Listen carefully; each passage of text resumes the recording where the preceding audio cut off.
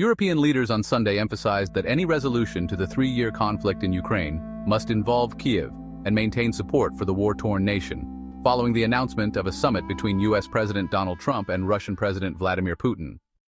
The two leaders are set to meet in Alaska on August 15th, with President Trump stating on Friday that the summit aims to resolve the conflict and would involve, quote, some swapping of territories to the betterment of both sides. However, Ukrainian President Volodymyr Zelensky swiftly rejected the notion of ceding land for peace.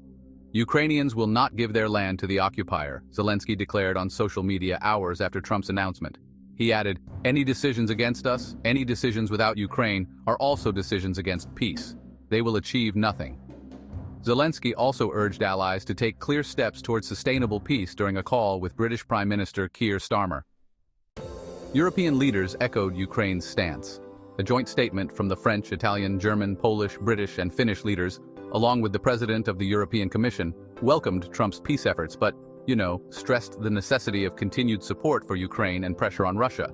They asserted that only an approach that combines active diplomacy, support to Ukraine, and pressure on Russia can bring the war to an end. French President Emmanuel Macron, following calls with Zelensky, Starmer, and German Chancellor Friedrich Merz, stated unequivocally that the future of Ukraine cannot be decided without Ukrainians, and that Europe must also be involved in negotiations. The diplomatic push comes after a busy weekend of consultations among allies. On Saturday, U.S. Vice President J.D. Vance met British Foreign Secretary David Lammy and representatives from Ukraine and European allies at Chevening House, a country mansion southeast of London, to discuss Trump's peace initiative.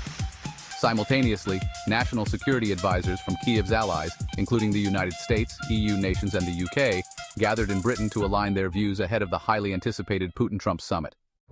The upcoming summit faces significant hurdles as three previous rounds of direct talks between Russia and Ukraine this year have failed to yield results and, honestly, the positions of the warring sides remain far apart.